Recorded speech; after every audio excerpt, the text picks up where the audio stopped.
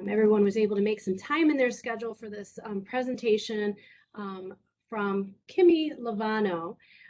So I'd like to introduce Kimmy. This presentation is about food insecurities, and this is our first of 4 sessions from the Greater Cleveland Food Bank. So we're very grateful for their partnership with us to be able to do some presentations about a lot of topics that really matter and are very current and relevant today.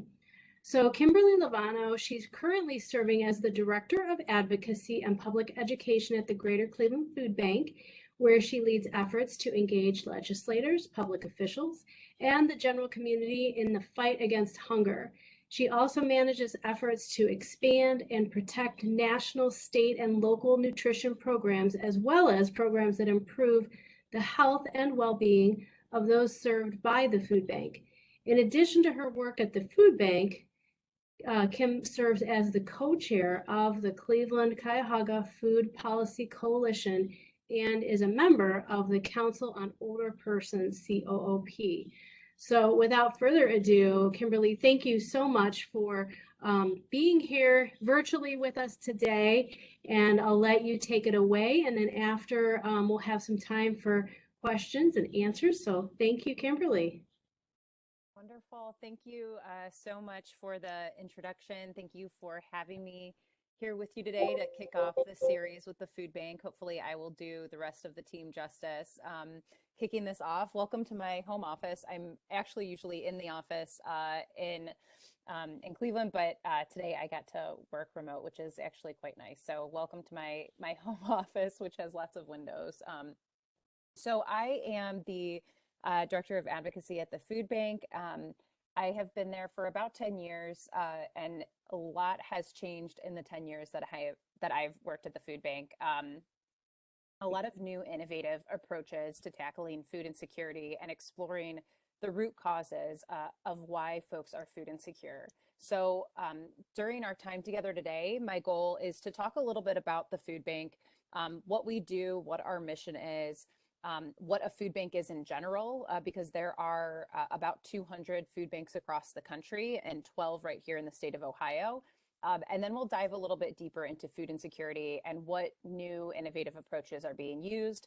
And since I'm on the advocacy side of things, my first question is always what policies could go into place to ensure that people are able to access the food that they need to keep their families healthy. So I will go ahead and get started, and I'll start by talking about just the basics around our mission.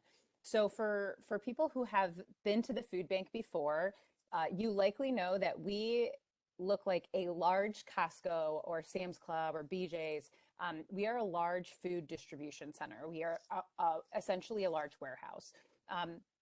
Our facility, if you are driving on 90, we are at East 152nd in South Waterloo.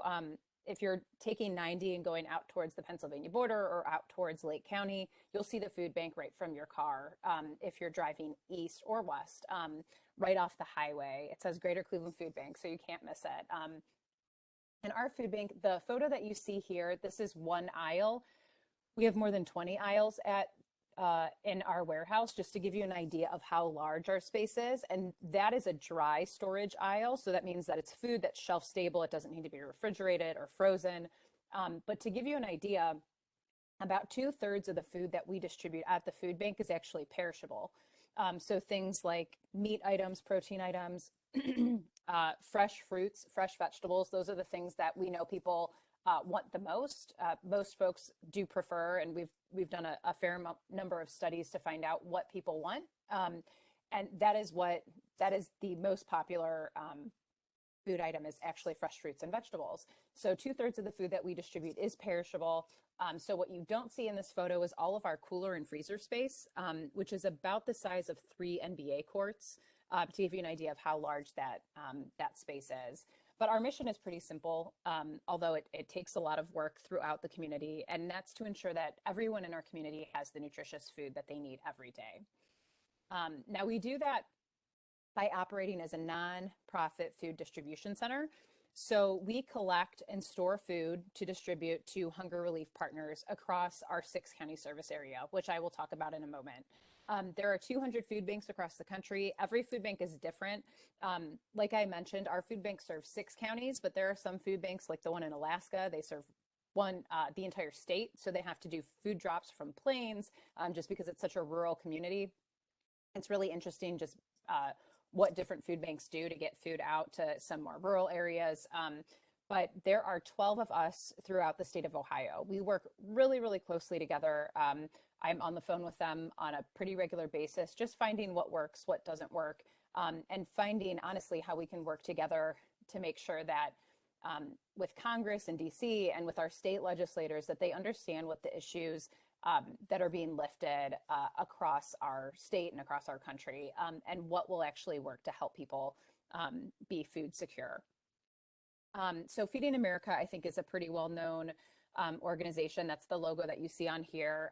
There was a lot of media during the pandemic around Feeding America, and that's usually the logo I'll show people, and they'll go, "Oh yeah, yeah, yeah, I know what food banks are." And honestly, usually what people ask is, "Oh," or say is, "Now I know what Feeding America is," because I don't know if they do such a fantastic job of getting their story across. This is our service area, the green counties here. So not only do we serve um, the entire city of Cleveland, like you would guess by our name, the Greater Cleveland Food Bank, we serve all of Cuyahoga County. We also serve Lake, Geauga, Ashtabula County. So we go all the way out to the Pennsylvania border. And then we go down to Ashland and Richland counties as well. Most of our programs are within, most of the partners that we work with are within Cuyahoga County. More than 850 of our about 1,100 partners fall within Cuyahoga County borders. After that, it's most of our partners are within Lake, Richland, Ashtabula counties, and we have far fewer in Ashland and Geauga counties just because the population is smaller. It's a lot more rural.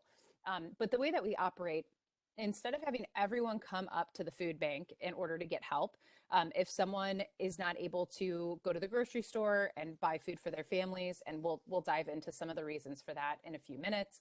But instead of having them come all the way to the Greater Cleveland Food Bank, where we are located, we partner with nonprofits, colleges such as Tri-C, places where people are already to get food to those who need it. So we partner, as I mentioned, with more than 1,000 different partners throughout our 6-county service area. Some of those partners do what you would think of as working as a food bank, which would be a food pantry. Tri-C actually has a number of food pantries. They're a really great partner of ours. And a food pantry is where someone can go and get food to take home and prepare for themselves. We also work with hot meal sites where people go and have a meal prepared for them. About 10% of the families that we serve don't have a working oven or microwave or toaster at home where they could actually go and prepare their own food. So hot meals are always one of our top programs. But we also have a number of other types of programs that are targeted to kids, to seniors, to people who are struggling with health issues. We work with local hospitals on food clinics where someone might get a prescription written to go down and have a shopping experience with a registered dietitian who knows their health needs and can help them get food for free of cost to take home. So let's say based on our relationship with Metro Health, we work with them closely. They have a food pantry on site where if a doctor writes a prescription, if someone's struggling with something like, let's say, diabetes, they would go down to the food pantry before they leave the facility, and they can go shopping around with a registered dietitian who can get them all of the food that they need to meet the diet that they need to stick to with their diabetic diet. So we have a lot of innovative programs. Our senior programs are some of my favorite programs, and that's where older adults, maybe it's in a senior community center, we might set up a farmer's market where seniors can get food to take home.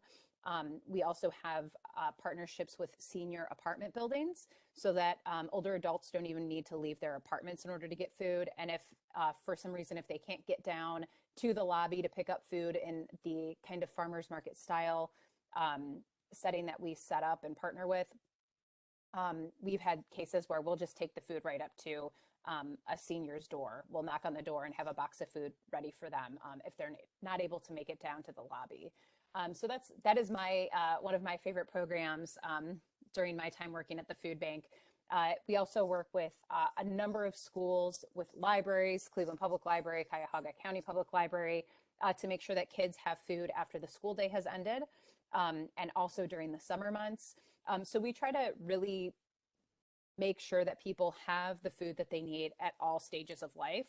From the time that people are younger, we have a new program called Nourishing Beginnings, where we're working with pregnant people, making sure that they're able to get all of the food and nutrition guidance that they need to have a healthy pregnancy. And that actually is starting, I think, this week or maybe last week. So I don't have a lot of details to share on that, but it's a really exciting partnership.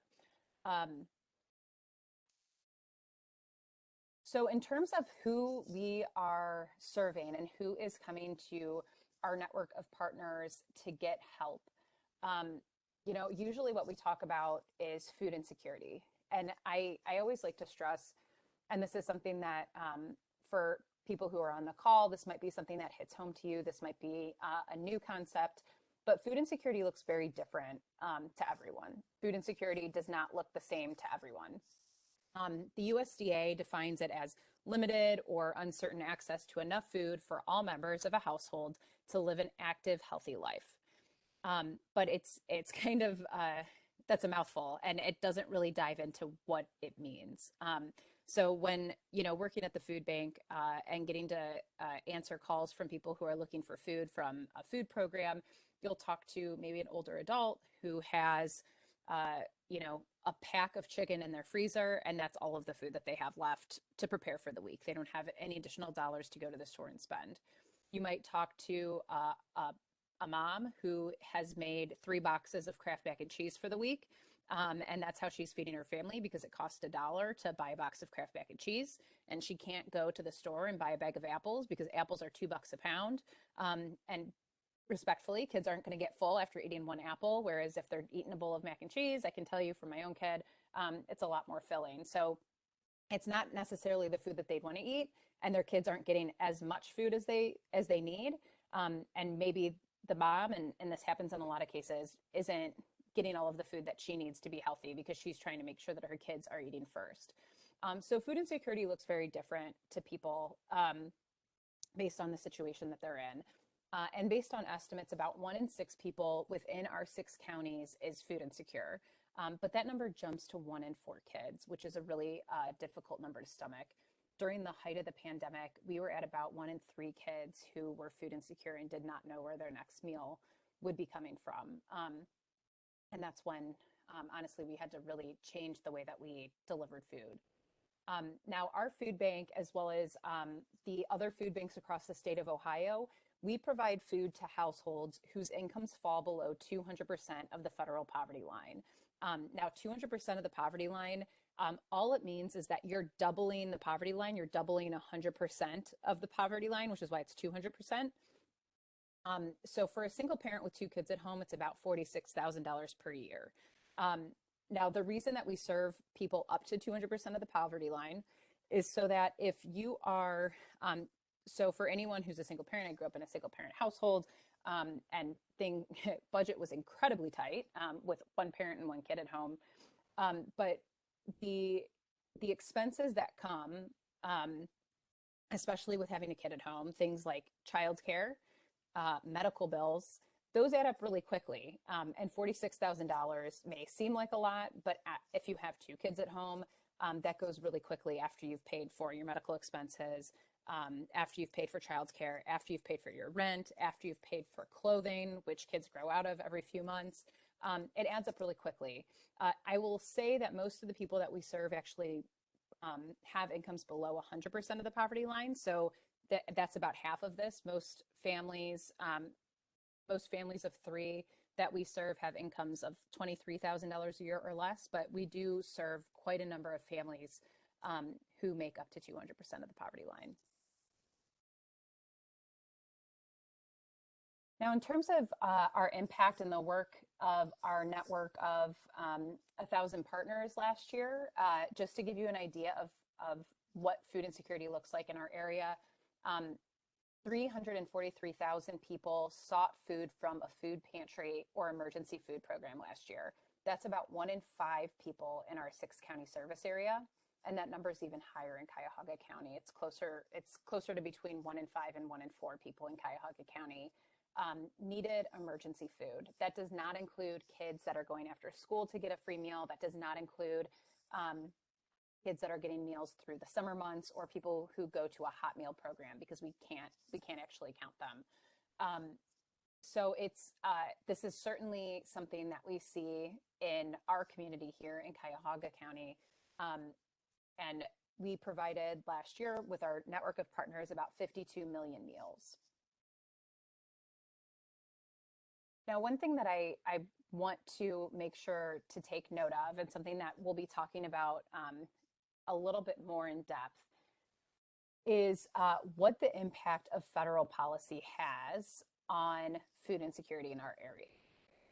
So when the pandemic started back in March of 2020, it was almost instantly that we saw the impact. We had traffic backed up for about 3 miles in any direction from the food bank because we were hosting a food giveaway, a drive-through food giveaway at the food bank. And it was, I think, the day after schools closed.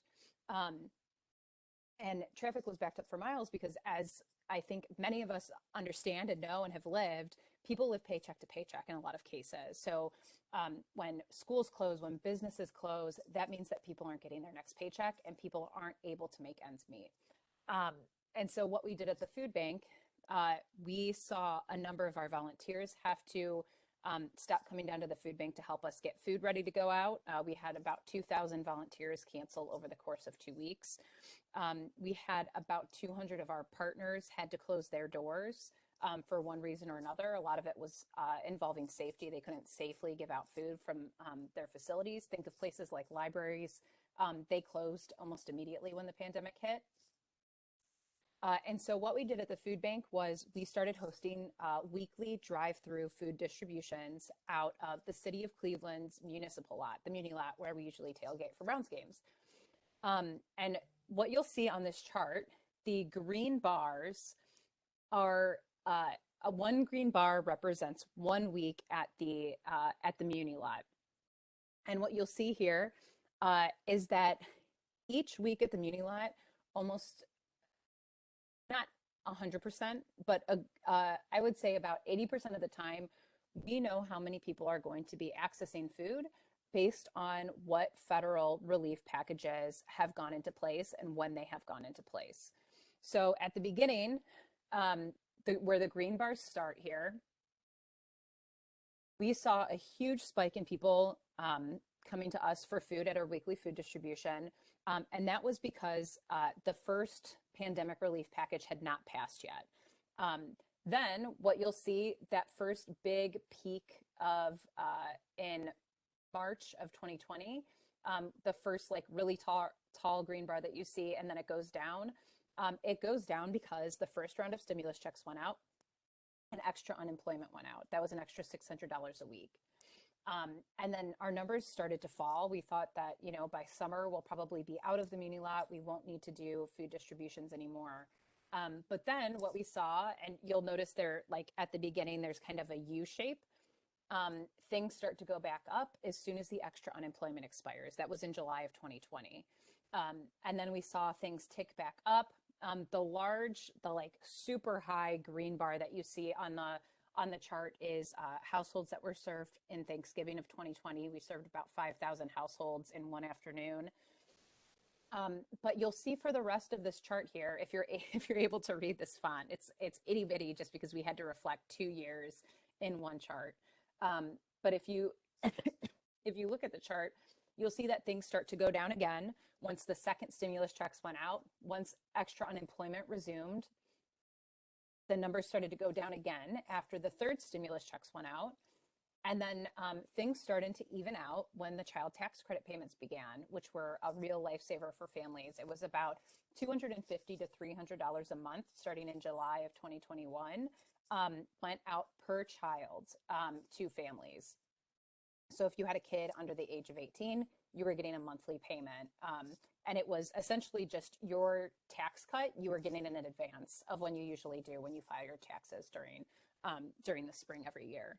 So we saw that all of those federal reliefs, they made a difference, at least at our food distributions. We saw fewer people when those relief systems went into place, when they worked, and we saw more people when they expired. Now, the child tax credit did expire in January. The last payment went out on, I think, December 15th. And now what we've seen, traditionally, January is a time that's slower for us, where we'll start to see things go down, but we've just seen things stay the same. We're still serving about 2,200 families every single Thursday afternoon at the City of Cleveland's Muni Lot. And that's in addition to the other 1,000 partners that we work with to get food out to the community, just to give you an idea of how many people are still having a hard time making ends meet.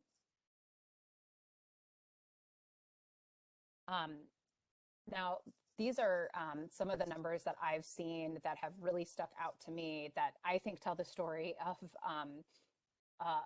the impact that this federal aid has had. The poverty rates have gone down since all of these federal relief packages went into place. The Urban Institute actually estimated that all of the federal relief mechanisms kept about 50 million Americans out of poverty last year. And the biggest impact was on kids. So the child poverty rate went from 1 in 3 kids experiencing poverty to 1 in 17, which is monumental. It essentially shows that we have found the way to not eliminate, but so incredibly reduce child poverty. We have figured out how to do it. And now the big question is, how do we move forward? I think that's the question that is on the brains of a lot of people. And honestly, it informs a lot of our advocacy work at the food bank.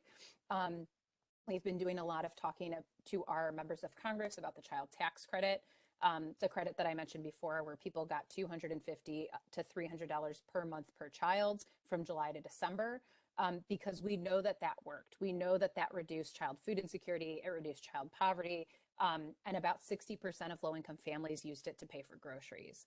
So that was a very much proven way to get food out the door to people who needed it, even though it wasn't branded as a child nutrition program. So we've been doing a lot of talking about the child tax credit to our members because it worked so well. And it's a really tough stat to swallow, to hear that, the poverty rate went from 1 in 3 kids to 1 in 17, and that that it's going right back up because this mechanism is gone. Now at the food bank, one of the things that we're making a big push on, and we've been, this year actually marks our 10-year anniversary of working on helping people get connected to SNAP, also known as food stamps, and trying to think beyond food. So we, as a food bank, we understand that we need to think bigger if we want to end food insecurity. We know that if someone is struggling to pay for groceries, then likely that comes from another issue. Maybe it's an employment issue. People are not able to get enough hours at work. People are not able to work in a job that pays a living wage. And I think that's become very clear over the past couple of years. Housing is so expensive, and Cuyahoga County housing costs are just incredibly high, and there's not a lot of access to safe and affordable housing in Cuyahoga County. So that is probably the number one issue that we hear from our clients. And then also is health. Health is such a key part of a family's budget. It's been shown that medical expenses, that is the one expense that sends the most people below the poverty line. And for anyone who's had high medical expenses, I have had high medical expenses, and I can tell you they've put me in a pretty bad place financially. So we know that we need to find ways to address those other issues if we ever want to get to a place where we're truly tackling food insecurity and making sure that people are more food secure. Because until that time comes, people are going to make trade-offs.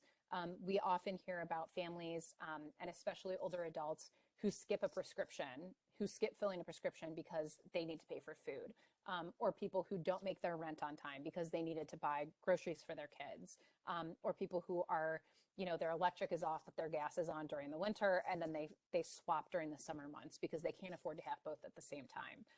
And the ability of people to access government nutrition programs and the ability of people to address all of these needs directly impacts us at the food bank. It directly impacts emergency food providers, because if people aren't able to go to the grocery store, that means that more people are coming to emergency food programs. And, we'll always be here in the community. We'll always make sure that people have places to go. But, I can confidently say that people would prefer to go to the grocery store and buy food that works for their family than have to wait in line at a food program for 2 hours to get food. That's just the reality. So we know that we need to think beyond food. Now, one thing that I wanted to make sure that I talked about today is just kind of a new approach to tackling food insecurity. And saying it's new might be a stretch, because it's an approach that's been going on for a while. It's just that it's kind of like a brick and mortar now. We actually have a facility built, but something that we've been working on more and more. We just opened up a food pantry, a neighborhood pantry in the Euclid neighborhood, where that was the #1 community for having a high level of need, but not enough programming. So we opened up a neighborhood pantry. You can't actually see the picture too well, but in the background, it is an entire row of coolers and freezers, and there are about 5 rows of groceries. So people can come to our neighborhood pantry and get food to take home. But then all the way on the right side of our Euclid neighborhood pantry are cubicles. And in each cubicle, we are hosting different nonprofit groups that come in, and they are available for anyone who comes into the pantry to get food. They can also go and talk to these nonprofit resources. So we're partnering with Metro Health. They have a clinic there. So if someone's coming to get food, they can also do an exam. We're partnering in the future actually with a voter registration group. So if people come to get food, they can register to vote. And then other resources relating to housing. We can help people get connected to SNAP or food stamps if they come in and they're not aware that they're eligible. So we're trying to think a lot more holistically about the work that we're doing, instead of only providing food, which is always going to be the most important part of what we do, but trying to help people holistically and find out, what do they actually need? What can we do to support them, and that we can? Because it's really confusing to try to navigate all of this at once. So one thing that we're doing here, we are building a new expanded community food distribution center to make sure that we're still able to keep up with the demand at all of our partner programs. We're adding a lot of storage capacity, especially for perishable product. We know that people want more fruits, vegetables, meat items, etc. So we're adding more space to get that food out to our community. We're adding more space in our kitchen. We're actually tripling the size of our kitchen, which is really exciting.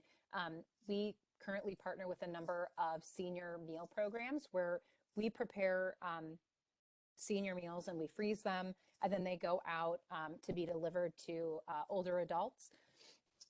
And people are able to just, heat that meal up or prepare it accordingly. And the reality is, Ohio is an aging state. More and more people need help. More and more older adults need help. So our kitchen space growing means that we're going to be able to help even more seniors who are having a tough time affording groceries. And we know that that is very much needed, especially in Cuyahoga County. And then we'll have additional space for volunteers to come in, additional space in general, which if you've been to the food bank recently, you'll know our aisles are completely packed with food. We don't have any additional space there right now, and our staff is actually just like packed one on top of the other. We are very much out of space and renting additional space offsite of the food bank. But what we're really excited about, by moving our by building a new community food distribution center, we'll be taking our current facility and creating a one-stop shop for families. So we are going to be building essentially a small grocery store at our current facility. And it will operate where people can walk in to our lobby, and right behind our lobby will be essentially a large grocery store with an emphasis on really fresh food, foods that people like, foods that people want to take home, and foods that work for people's families with different diet-related illnesses and allergies in mind. We're going to have flexible hours. We're going to be open nights and weekends because we know that for a lot of working families, it's not realistic to be open from 9 to 11, one day a month. We know that people need help during the hours that they're off of work. We're also going to help people apply for public benefits on site. That's work, as I mentioned before, we've been doing it. This is our 10th anniversary of our SNAP outreach program. So when people come in, we can talk to them about SNAP, see if they're eligible. If they're eligible for SNAP, people are often eligible for Medicaid as well. So we can help people get connected to that benefit, help people get connected to WIC, which is a really, really tough program to navigate in Ohio. And then we will be inviting a number of partners to co-locate at that facility. We're going through an entire process now, but we're trying to focus in on agencies that are addressing issues around healthcare, education, employment, and other basic needs. So instead of having to refer someone to another program that might be located across town and a 2-hour bus ride or half-hour drive away, those services will be located at the food bank's new facility so that people just have to walk a few feet to go and find out more about maybe a housing program that they're eligible for, or go to the clinic, take their kid to the doctor. So that is our goal with our new facility, trying to think a lot more holistically. And that's what a lot of the staff at the food bank, we're really excited about that. And all of that work, I should say too, is being informed. We have a client experience council. So it is made up entirely of people who have had to navigate the public benefit system, which is really, really difficult to navigate. If you've tried to before, there are a number of challenges that come up when you're trying to apply for SNAP or Medicaid. It's really difficult and it's not straightforward. So we have an entire group of people who've gone through that process before, who are trying to help us. They are actually informing what is needed at our new facility. We're doing surveys of people who've come to our programs as well to find out what is needed. Instead of us deciding what is needed, the community is telling us what they need, and that is how we are. That is how we are building our facility, and kind of how we narrowed in on employment resources, housing resources, education, et cetera, on those kind of being the pillars. Now, I'd be remiss if I didn't talk about policy priorities and things that we're keeping a really close eye on right now. I already talked about this, but kind of one of my number one priorities right now is making sure that Congress expands and extends the child tax credit payments. We know that they worked. One stat I didn't talk about before was that the child tax credit payments reduce child food insecurity and child hunger by 25%. So for us, that's an essential, that's a no-brainer. Congress has to extend the child tax credit to make sure that kids can get the food that they need. We're also pushing for Congress to increase funding for food banks. We've seen a huge drop in funding for food banks across the country, and at our food bank as well. We've seen about a 70% cut in the food that we get from the federal government, which means that less food is going out to our partners, and we're purchasing significantly more food at the food bank. And that costs us a lot of money, especially since food, as we all know, costs a lot more than it did last year. That kind of has a ripple effect. So not as much food is going out, even though more food is needed. Something that I did not talk much about, because I could probably talk for 3 hours, and I wanted to make sure that I could get through this in 30 or 40 minutes so that we could talk for a while and discuss and address any questions. But I've mentioned repeatedly how important SNAP is, and for every one meal that's provided by food banks, for every one meal, SNAP provides 9. And there are a number of there are a number of policy ideas at the State House that would make it incredibly difficult for people to apply for SNAP and for people to receive SNAP benefits, even though they're income eligible. So a lot of our focus is around that and making sure that people can access SNAP at the state level, making it easier for people to access SNAP, for people who are eligible to access the program, and just protecting from any harmful changes. That's something that a lot of organizations are working on this year, because any changes to SNAP at the state level that would make it harder for people to apply, it would devastate so many families who rely on the program to make ends meet. We're also working a lot on advocacy around our kids' meals and making sure that kids can get fed when the pandemic ends. And it sounds like what they're planning at the federal level is that the public health emergency will end over the summer. And when the public health emergency, it's just a way that federally they're able to get out more benefits to states. And when that public health emergency ends, we're going to see a lot of programs end that have been helping families for the past 2 years. And one of the things that will end is the ability of food banks to give out grab-and-go meals to kids. So we're doing a lot of work around that. And then, of course, just making sure that our capital expansion project is top of mind for our elected officials, and making sure that our community knows all about that exciting work. If you're interested in getting involved on the advocacy front, we have a few really simple ways to take action. If you go to our advocacy webpage, it's greaterclevelandfoodbank.org/advocate. You can find out more information about the government programs that we partner with. You can find out more about what our current priorities are.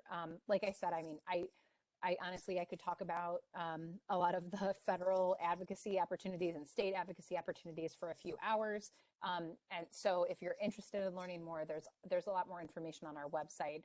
You can also always contact me to find out more information. But if you go to our website and you click on Take Action on this page, you'll see a list of issues that are current that you can email your elected officials about. I believe all of them are emails to your member of Congress. But that is a really easy way to get involved. And we put an entire template email together for you. And all you have to do is type in your name and your address, and it will automatically send to the person who represents you in Congress. So you don't have to go to a website, figure out who to send it to, find an email address, or find a phone number. We do all the work for you. All you have to do is enter in your address, and it will tell you what to do. And my last 2 slides are just more information about how you can get help if you know anyone who needs help with food, with health, with medical expenses, etc.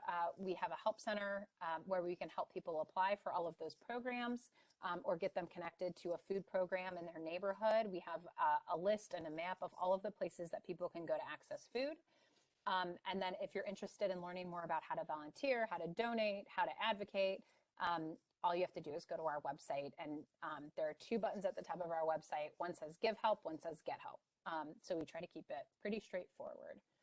And on that note, I think we ended with about 20 minutes left. So we have plenty of time for questions. I'm going to stop sharing my screen. All right. Thank you so much, Kimberly. This is just, I was trying to take notes and just soak all this information in. It was really amazing, everything from what the Greater Cleveland Food Pantry offers to the advocacy efforts.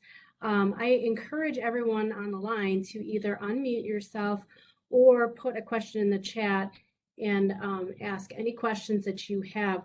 One of my questions initially was, well, how can I get involved? If I wanted to get involved, if I wanted to volunteer, what type of volunteer opportunities are available? What would someone be doing as a volunteer? Sure.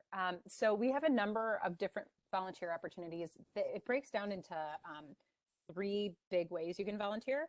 One is you can come down to the food bank and you can volunteer by sorting through food that's donated. So think of anytime you go to the grocery store or maybe a business or a school, you might hear of food and funds drives where they have boxes set up where you can just drop in all of the food that you find in the back of your pantry.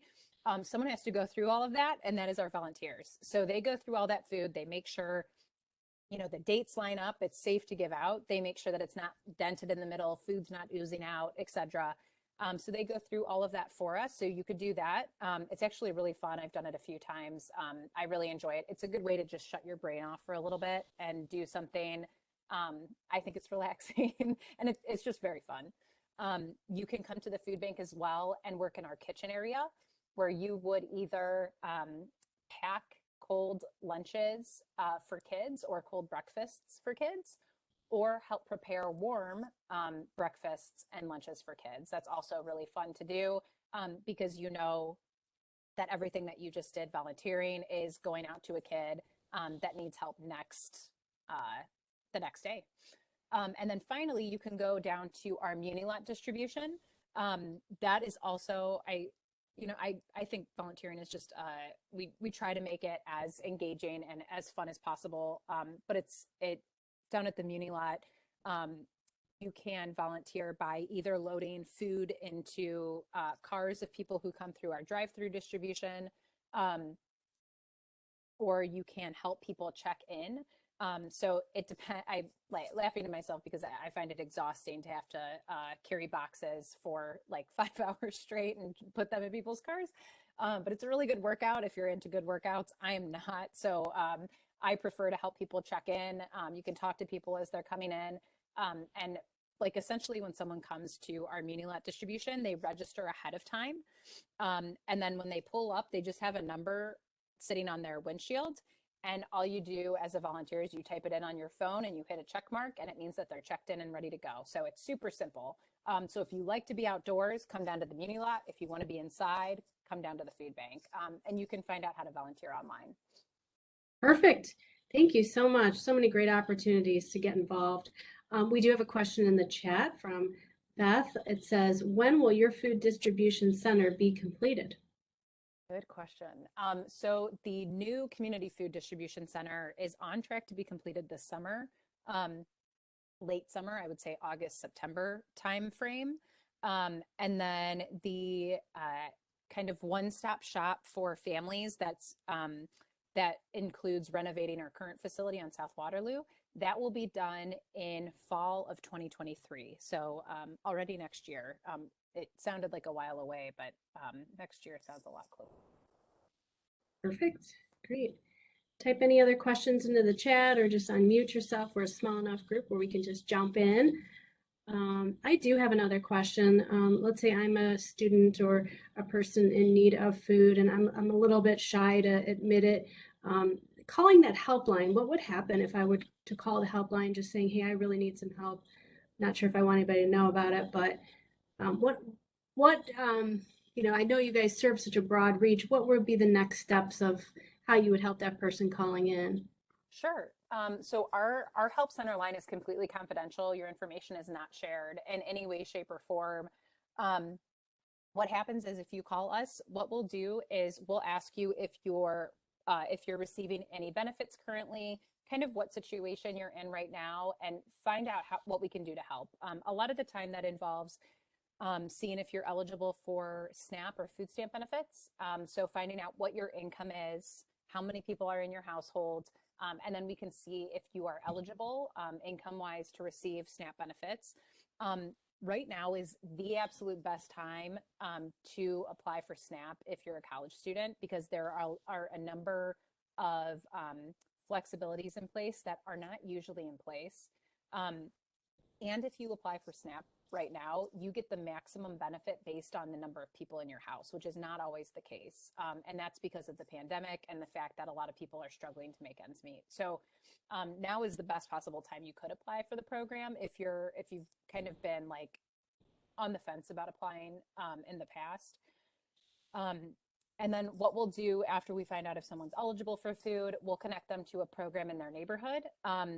If someone doesn't want to go to a program in their neighborhood, they can come down to our Muni Lot and literally drive through drive through the muni lot, which is really, really simple.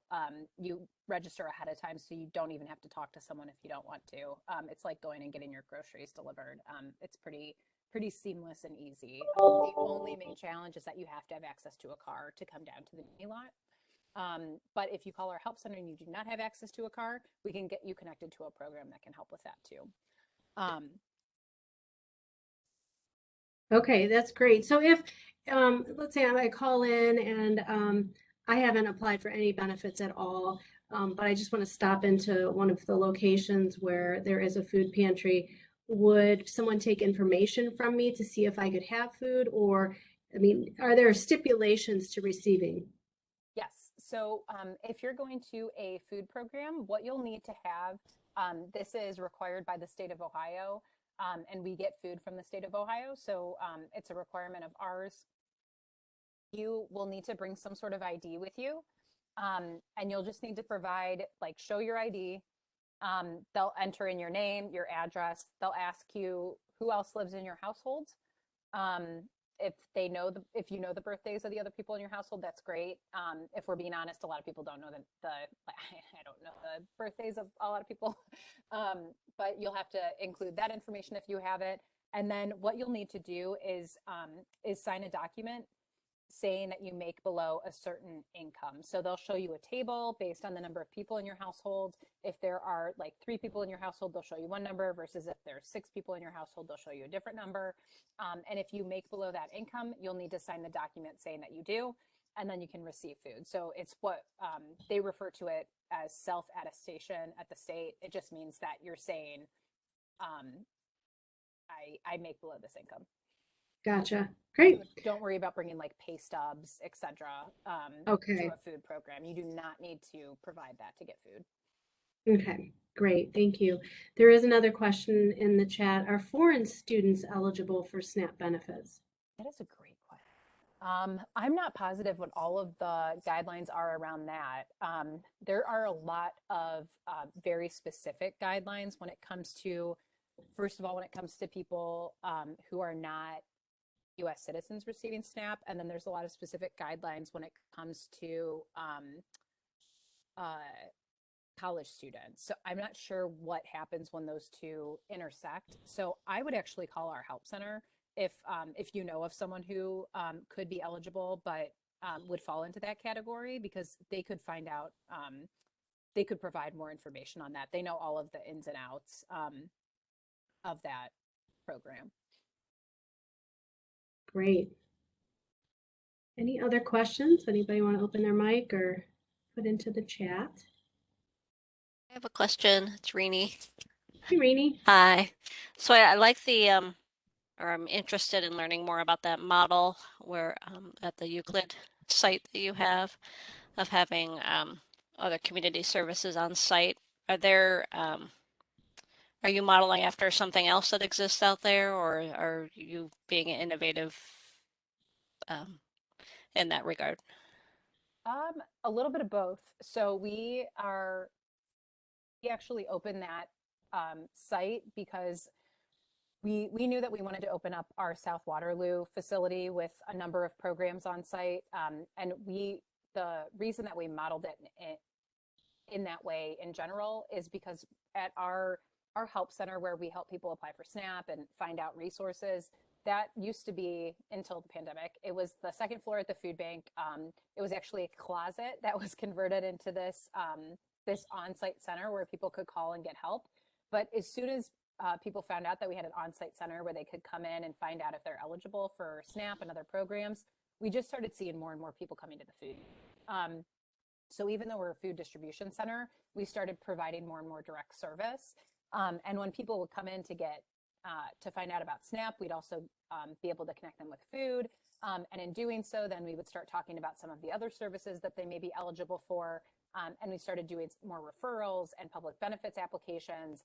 And, we quickly learned, and this is definitely the reality, especially for a lot of families who are working with kids at home. You just don't have time to go through all of those referrals. You don't have time to call 50 different agencies, especially when the agency is open 9 to 5 and you work from, 8 to 6. So we knew that we were losing a lot of people. So we were giving out these referral numbers, but people probably didn't have time or capacity to make the call. So that's kind of where the idea to have like wraparound services came from. And that is unique to our food bank. That is something I believe we will be the first in the country to do something like that at our new facility. But what's not unique is the on-site food pantry. So a lot of food banks, a lot is like maybe like I've heard of like 10 food banks across the country that have a food pantry at their actual warehouse where people can go and get food. So we visited a number of those food pantries and those food banks to find out like what worked, what didn't work, et cetera. So we're taking that model and adapting it and adding all of the other resources into it. So that part is a little bit more unique. Thank you. Other questions? I have another question because, as you know, we have food pantries on our campuses at Cuyahoga Community College, and we have a group that is really trying to generate more interest by our students in our food pantries. And if you have any ideas of how we can help students and direct folks to our food pantries, we're all ears. We are holding a couple events to try to get students engaged with the food pantry, but if you have any sort of one-offs or you would like to email us, we're open to that as well. That's great. That's something that we're exploring with a number of programs too, because that's one of the main challenges is just getting the word out. And we find that word of mouth is by far the way that people learn about what resources are available. But that leaves a lot of people out, so it's really tough to find out what messaging works and when. This might sound silly, but I can tell you when years ago when we started our outreach program, we found that the more obnoxious the sign, the more people read it. So we used to do like highlighter yellow and highlighter green signs. We would put them everywhere we could possibly find, and we found that worked. But our marketing team wasn't as big of a fan of that, so I can't speak for that. I would be interested to ask a question and kind of hear if anyone has an interest in like political science and the kind of the policy side of things and what kind of what legislation, what the impact is of policies on people across our community. I would just there's usually a few people who are really interested in that and have questions. So I wanted to open up for anyone who might have a question on. And if not, that's okay. I have a question for you. Can you explain further the child tax credit and how did people become aware of it? Did they automatically start getting it? Yeah. So the child tax credit usually, families already receive the child tax credit, which is what was really confusing for messaging. So not everyone received it, but a lot of people with kids already received the child tax credit. They would just get it when they went to file their taxes in the spring. But what would happen, people would get $2,000 in a credit per child total for the entire year when they would file their taxes. And what they did in the American Rescue Plan is that they changed that so that instead of waiting until spring to get this big chunk of money, it came early as almost like a tax cut for families, and people got it before the next spring when and I can tell you as a parent with a toddler, like a tax credit the next spring doesn't really help with diapers now. And that's the reality for a lot of families. So what they did, they sent out letters to everyone with kids who was eligible for the child tax credit, just telling them you'll be receiving this. And that was to the families that they could find and families that pay federal income taxes, because if your income is below, I think it's like $12,500, you don't have to pay federal income taxes. Because your income is so low. So one of the real tricky pieces was finding those people and making sure that they not filed their taxes, but filled out a form saying that they're eligible for the child tax credit payments. And then people started getting those payments through direct deposit, if that's how they usually get their tax refunds in July. And it's the like July 15th, August 15th, etc., through a direct deposit. And if the IRS did not have someone's direct deposit information, then it came through a check through the mail. And then the second half, so people got $250 to $300 a month from July to December, but that was only half of the actual child tax credit payment. And the rest of it will come when people traditionally file their taxes this spring. So people will get another kind of like lump sum of money. So that is on its way. And it's really important that people who don't traditionally file taxes fill out all of the information that they need so that they get that second chunk of money, because it's going to be about $1,500. So if you know anyone with kids, make sure they go to the IRS's website and check that out, because it's really, really important. And it could mean, a few months of rent. Well, like 1 month of rent. Thank you.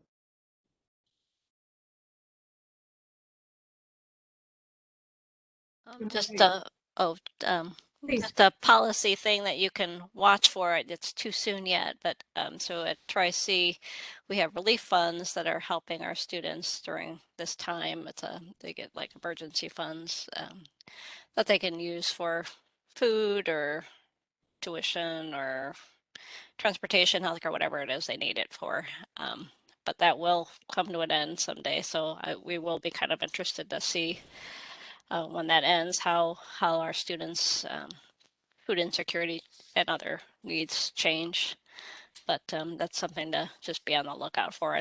We don't have any we don't have any information right now on that, but you can help us analyze that later. Do you know, is that tied to the public health emergency too? So it's under, well, the initials are HERF. I don't know if there are any. But I think that's also part of American Rescue Plan. There are a lot of initials tied to it. I almost started using some acronyms of federal relief bills before, and then I stopped myself because I've said them to my spouse like 50 times, and he has no idea what I'm Yeah. because I'm just on top of them all the time.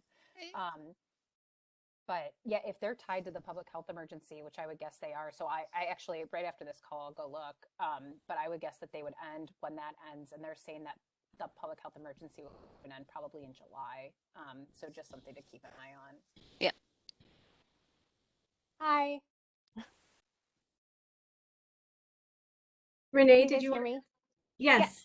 Uh-huh. Yeah, so I work in the financial aid office, and we actually distribute those HERF funds to the students. So they are COVID funds essentially that the college got, and they are scheduled to end at the end of the semester. And we have not received any updates about those continuing into summer. And we are already getting questions from students. Are you guys going to have anything? So I think that concern is definitely there. They're losing a big chunk of their financial stability that they've been getting for a couple of years now. And I mean, I'll try to keep this really brief, but the other big concern, like in addition to that, students will lose all of their other all of the other benefits that are tied to the public health emergency, like the additional SNAP money. If people got the child tax credit, that just came to an end. Like there's so many different things that are tied to that. We're keeping an eye on that at the state level. I'll do some digging after this and bring that up to a state group that I've been working with, because I don't think anyone has talked about this, and that's really concerning. Mhm. Just one more thing to note, Kimberly. My dissertation research a couple years ago was on single parent students or single mothers. And so that's a particular area of concern that I try to keep my eye on in terms of how we can continue to help our single parent students, since they fall into the biggest poverty bracket. So just, you had asked, that's an area of interest. That's mine too. I grew up with a single mom who was working and going to school when I was little, so that's definitely my area of interest too. Because God, it's hard enough to be a parent, let alone a Yes. parent going to school and working at the same time. Yeah. Yeah, my dissertation research has several narratives, and that theme of poverty and food insecurity absolutely is woven in those narratives. All right, well, we are right at 2 o'clock. Kimberly, this was incredible. Thank you so much for your time and your energy and enthusiasm about this topic and educating all of us about what you do. I think we have some opportunities to assist or be served by your organization. So thank you so much. And everybody, I hope you have a great day. Thank you so much.